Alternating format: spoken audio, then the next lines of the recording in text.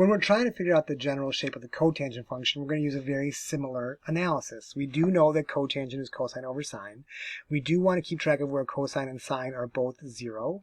And we want to use that to help figure out where our vertical asymptotes and our zeros are. So by the same logic as the last time, any place where sine is 0, we're going to have a vertical asymptote. So that means that if I'm looking at a cotangent function, if I'm at pi, 2 pi, 0, negative pi, negative 2 pi, these are all places where sine is 0, where cotangent is undefined, where I'm going to have beautiful vertical asymptotes. Anytime cosine is 0, 0 over anything is 0. So cosine is 0, cotangent is 0, right? So at like pi over 2, 3 pi over 2, negative pi over 2, these are places where my function for cotangent are going to 0. But now, what about that shape? What about that shape? Let me tell you about that shape. If I'm looking between 0 and pi over 2, if I'm looking for x values, think carefully. I'm going to ask you guys to kind of flip your thinking around a little bit. Okay?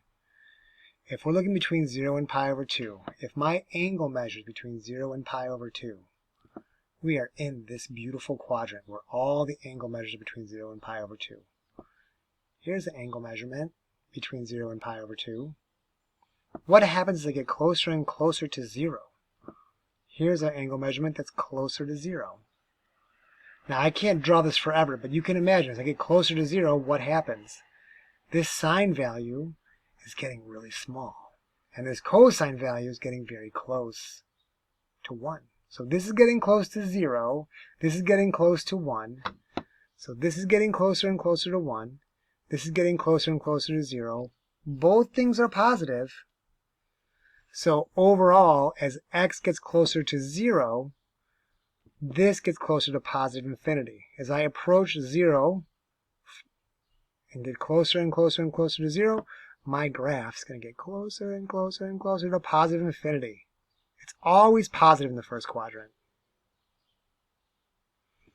Now as I progress towards the other asymptote, where it's pi, here's an angle that's closer to pi. This is even closer to pi. This is even closer to pi. Again, this number is getting, it's positive. It's getting very tiny. This number this time is getting closer and closer to negative 1. So we have like basically negative 1 over very small and very positive. So that would mean that this is going to be huge, but also be negative. So it's going to go like this. Ka-ding, ka-ding, ka-ding. So that's going to be my basic cotangent graph. It looks a lot like the tangent graph with a couple of exceptions. It's flipped, it's moved over, right? The asymptotes are in the exact opposite place as the zeros. But it's also like x cubed flipped over. It's going like, tangent graphs are looking more like this. Cotangent has the opposite idea.